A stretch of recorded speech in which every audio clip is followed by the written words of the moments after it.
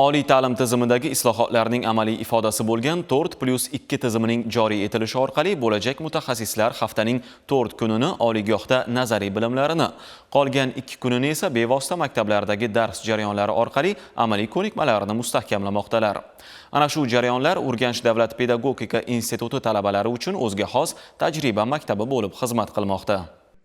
Maktab ostonasiga qadam qo'ygan yosh mutaxassislarning zamonaviy metodlarini qo'llash, dars jarayonlarini qiziqarli tarzda tashkil etish hamda bolalar psixologiyasi va ular bilan muloqot qilishda amaliy ko'nikmalarni mustahkamlashda ushbu dasturning ahamiyati katta. 4+2 amaliyoti hozirgi kunda yoshlarni, ya'ni talabalarni nazariy bilimlar bilan birgalikda amaliy tajribalarni oshirish uchun juda katta imkoniyat yaratadi.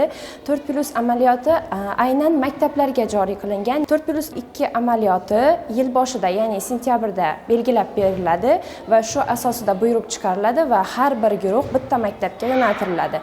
Har bir guruh bilan bitta amaliyot rahbari va bitta metodist ham bo'ladi. Amaliyot rahbari va metodistning vazifasi guruh talabalarini maktabga joylashtirish va ularning har kunlik amaliyot davrida yonida bo'lib, ularga to'g'ri maslahatlarni berib turishdan iborat.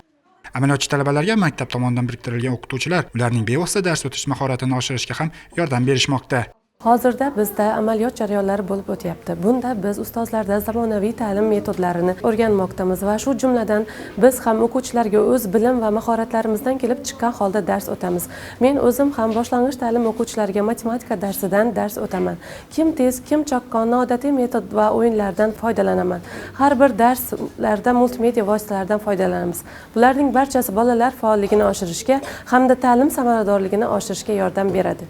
Ushbu tizim nafaqat talabalarga, balki umumiy ta'lim maktablarida ishlayotgan pedagoglarga ham katta yordam bo'lmoqda. Yosh kadrlar ishtirokidagi darslar yangi metodlarni, interaktivlik texnologiyalardan keng foydalanish orqali maktab o'quvchilarining ham ta'limga bo'lgan qiziqishini oshirishga xizmat qiladi.